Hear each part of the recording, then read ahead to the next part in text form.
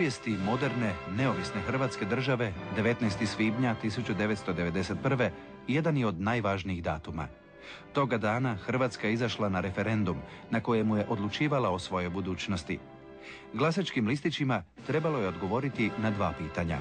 Jesu li građani za to da Republika Hrvatska kao suverena država može stupiti u savez suverenih država s drugim republikama, ili pak da ostane u sastavu Jugoslavije, koja bi bila federativna država. Glasovanju je pristupilo 83,56% građana, od kojih je više od 94% prihvatilo prvo rješenje, što je zapravo značilo opredjeljenje za samostalnu Hrvatsku. Protiv je glasovalo 4,18%, a 1,2% listića proglašeno je nevažećim.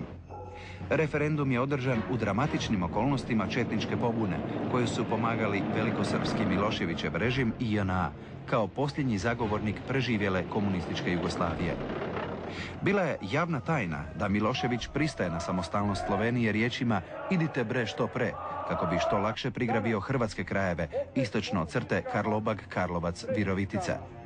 U tome je tijekom vremena dobio punu potporu Jugovojske, koja je bila draža bilo kakva nego nikakva Jugoslavija.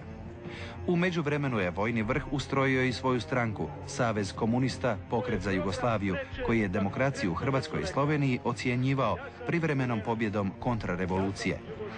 I Milošević i Jugovojska Hrvatskoj su namijenili sudbinu državice koja se vidi sa Sljemena, i to pod vodstvom njihovih istomišljenika. Na te prijetnje moglo se odgovoriti samo pripremama za oružanu obranu i plebiscitarnom voljom naroda za samostalnom državom. Pozivajući se na Hrvatski ustav, Sabor je već 21. veljače 1991. prihvatio rezoluciju o postupku razdruživanja od SFRJ i mogućem udruživanju u Savez suverenih republika. Tu namjeru na plebiscitu je potvrdila slobodno izražena volja naroda, koju nije mogla zanemariti ni međunarodna zajednica, inače nesklona hrvatskoj samostalnosti. Ishod plebiscita Hrvatski je sabor 25. lipnja 1991. oblikovao ustavnu odluku o suverenosti i samostalnosti Republike Hrvatske. No do međunarodnog će priznanja doći tek sljedeće godine, poslije uspješnog otpora velikosrpskoj agresiji.